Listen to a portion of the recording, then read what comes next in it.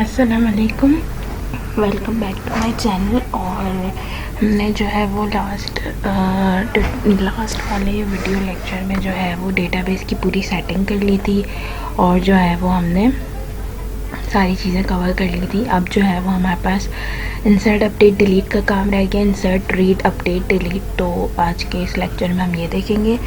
So let's get started.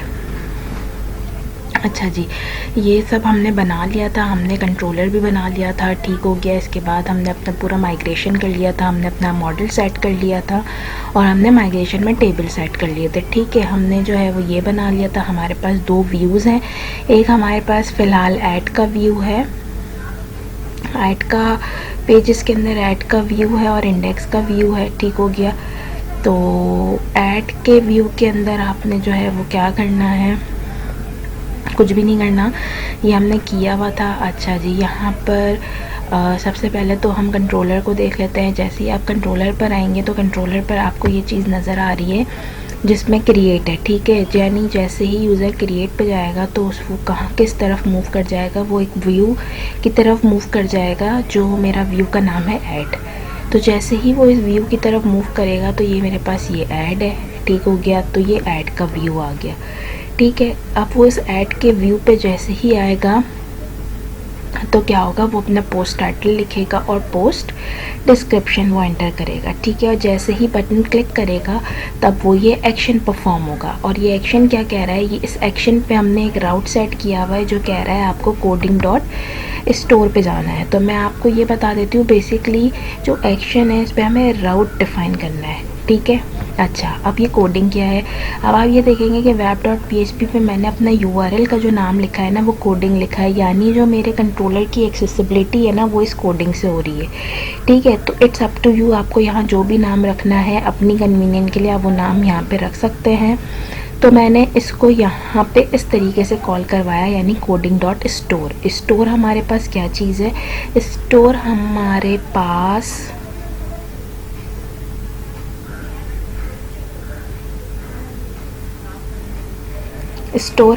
क्या चीज़ है, store हमारे पास ये फंक्शन है जो रिसोर्स कंट्रोलर के अंदर ऑलरेडी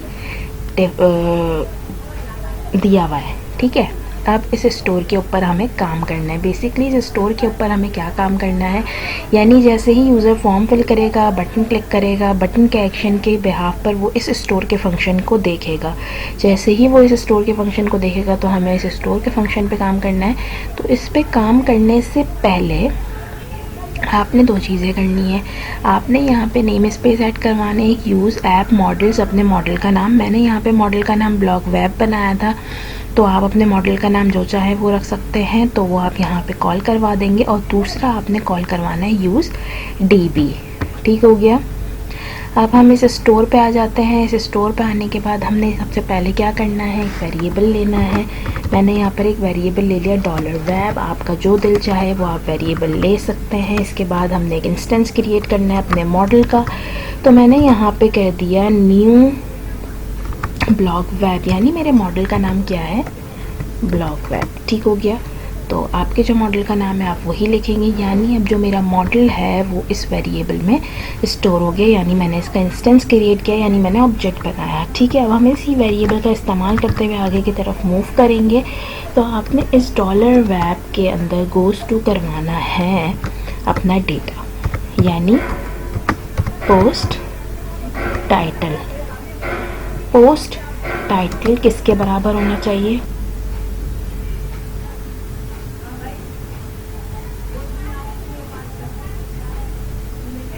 पोस्ट टाइटल किसके बराबर होना चाहिए, पोस्ट टाइटल मेरे पास बराबर होना चाहिए जो इस $रिक्वेस्ट में डेटा आया है।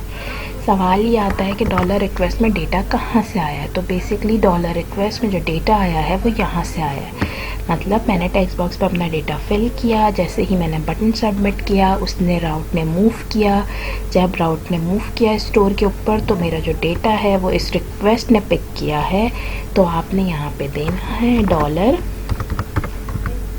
$रिक्वेस्ट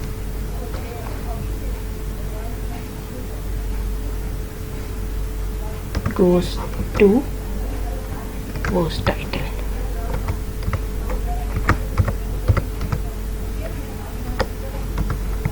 ठीक हो गया। सेम इसी तरीके से आपने पोस्ट डिस्क्रिप्शन के लिए करना है। मेरे पास यहाँ पे 2 ही कॉलम है, आपके पास जितने हैं आप उस हिसाब से यहाँ पे लिखेंगे। ठीक हो गया।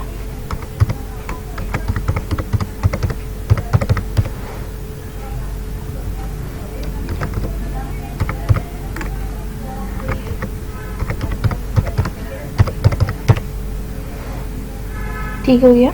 इसके बाद आपने इसको कर देना है सेव, यानी अब ये जो है मेरा काम सेव हो जाए मेरे डेटाबेस में। तो variable $var goes to save.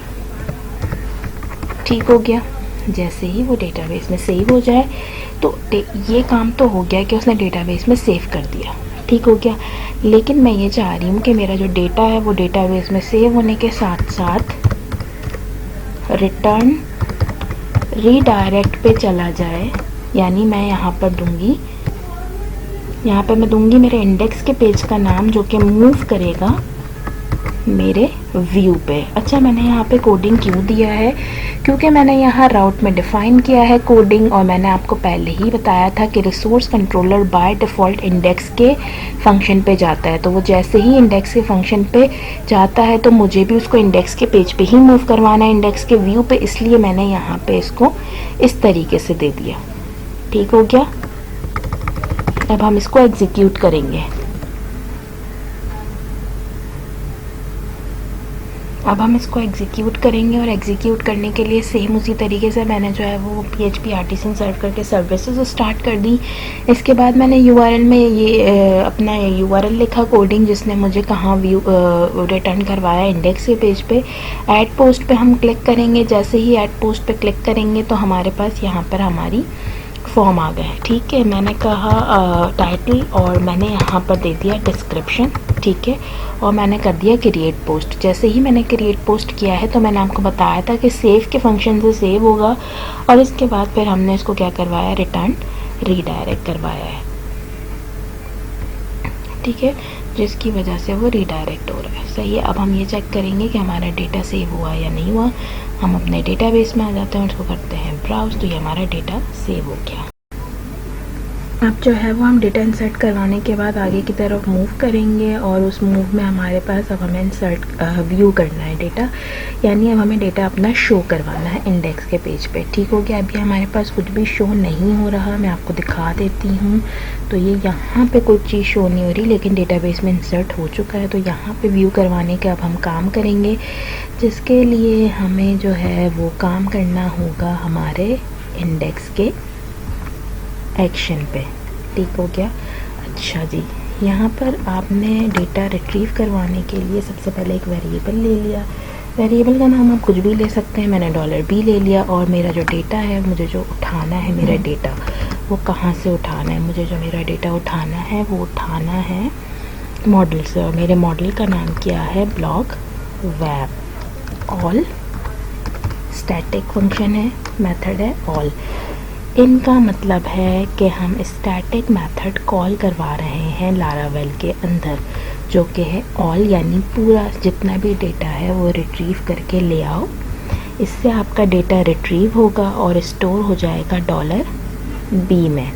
जैसे ही यहाँ पे स्टोर हो गया डेटा, तो हमारा डेटा मूव करवाना है व्यू में। तो आपने यहाँ पे रिटर्न करवाया व्यू, और उसके साथ साथ यहाँ पर कॉम्पैक्ट का फंक्शन इस्तेमाल होगा, जो मेरा डेटा जो है वो लेकर जाएगा व्यू में। और मेरा जो डेटा है वो किस में सेव है, $b में सेव है। मेरा डेटा स्टोर है $b में, तो मैंने यहाँ पे कॉम्पैक्ट के अंदर पैरामीटर पास करवा दिया b। तो इससे क्या होगा कि वो मेरे इस व्यू पे भी जाएगा और मेरा डेटा भी लेके जाएगा, जो इस वेरिएबल में स्टोर है, जो मॉडल से उठ रहा है ऑल के स्टैटिक मेथड के थ्रू। ठीक हो गया। अब हम जाएंगे हमारे इंडेक्स के व्यू पे। ऑब्वियसली जब यहाँ पे डेटा हम मूव करवा रहे हैं इंडेक्स पे, तो यहाँ पे फैच करने के लिए भी कुछ होना चाहिए। तो यहाँ पे हमें फैच करने के लिए फॉर ईच का फंक्शन लूप लगाना है। अब फॉर ईच का लूप क्यों लगाना है? फॉर ईच का लूप इसलिए लगाना है क्योंकि हमारे पास एक से ज़्यादा रॉज और एक से ज़्यादा कॉलम्स होते हैं इसलिए यहाँ पर हम फॉर ईच का लूप लगाएंगे। तो लारावेल के अंदर आपने इस तरीके से फॉर ईच का लूप लगा लेना है, ठीक हो गया। और क्या वेरिएबल देंगे, $b, जो मेरा डेटा जिसके अंदर स्टोर है और जो इस व्यू में मूव हुआ है, यानी $b में जितना भी डेटा है वो 1 by 1 इस वेरिएबल में आएगा, ठीक है। जैसे ही इस वेरिएबल में आएगा तो मेरे पास रॉ बनेगी और रॉ के अंदर मेरे पास कॉलम्स बनेंगे, ठीक है। अब हमें डेटा डिस्प्ले करवाना है, जिसके लिए आपने डबल कर्ली ब्रेसेस का इस्तेमाल करना है। डेटा किस में चला गया, डेटा गया $b से $रॉ में। सबसे पहले क्या है, आईडी है। सेम इसी तरीके से आपने काम करना है। फिर आपके पास पोस्ट टाइटल है, फिर आपके पास पोस्ट डिस्क्रिप्शन है। ये हो गया पोस्ट टाइटल और पोस्ट डिस्क्रिप्शन। अब मेरी जितने भी डेटाबेस के अंदर रॉज एंड कॉलम्स होंगे उस हिसाब से मेरा डेटा फॉर ईच के लूप से 1 by 1 यहाँ रॉ कॉलम में डिस्प्ले हो जाएगा और रॉज जनरेट होती रहेंगी। फिर रॉ के बाद हम जो है वो फॉर ईच का लूप एंड करेंगे, एंड फॉर ईच, ठीक हो गया। अब हम जो है वो उसको रिट्रीव करते हैं। हमारे टर्मिनल पे सर्विसेज स्टार्ट है, हमने यहाँ पर जाना है, अपना पेज रिफ़्रेश करना है और ये देखें ये मेरे पास पोस्ट टाइटल और एजुकेशन आ गया। अच्छा, ये आईडी है, ये टाइटल है और ये कंटेंट है। अच्छा, ये टीडी मेरे हेडिंग वाइज सही नहीं है तो मैं इसको सही कर लेती हूँ, सिर्फ एक टीडी ऐड कर देती हूँ मैं यहाँ पर पोस्ट आईडी का, ठीक हो गया। ये देखिए post ID, post title, post content, edit और डिलीट। अब हमें यहाँ पर एडिट और डिलीट का काम करना है, ठीक हो गया। अच्छा, इस लेक्चर में मैंने जो है वो सिर्फ़ और सिर्फ ऐड और रीड ही आपको बताना था, तो ये मैंने ऐड बताया, रीड बताया, ठीक है। फिर मैं आपको नेक्स्ट वीडियो में जो है वो एडिट और डिलीट बताऊँगी, ताकि आपके मतलब चीज़ें जो है ना वो कंफ्यूजिंग ना हो, ठीक हो गया। तो फिर नेक्स्ट वीडियो का आप इंतज़ार करें जिसमें हम रीड और एडिट और डिलीट देखेंगे, ठीक है। अगर आपको मेरा वीडियो अच्छा लगा है तो उसको लाइक करें। अगर आपको कोई भी इशू है तो आप मुझसे कमेंट सेक्शन पे पूछ सकते हैं, और फेसबुक पे जो है वो मुझे फॉलो कर लें, कोडिंग विद आयशा के नाम से मेरा ग्रुप है, आप मुझसे वहाँ पर भी कांटेक्ट कर सकते हैं। Thank you for watching. अल्लाह हाफ़िज़।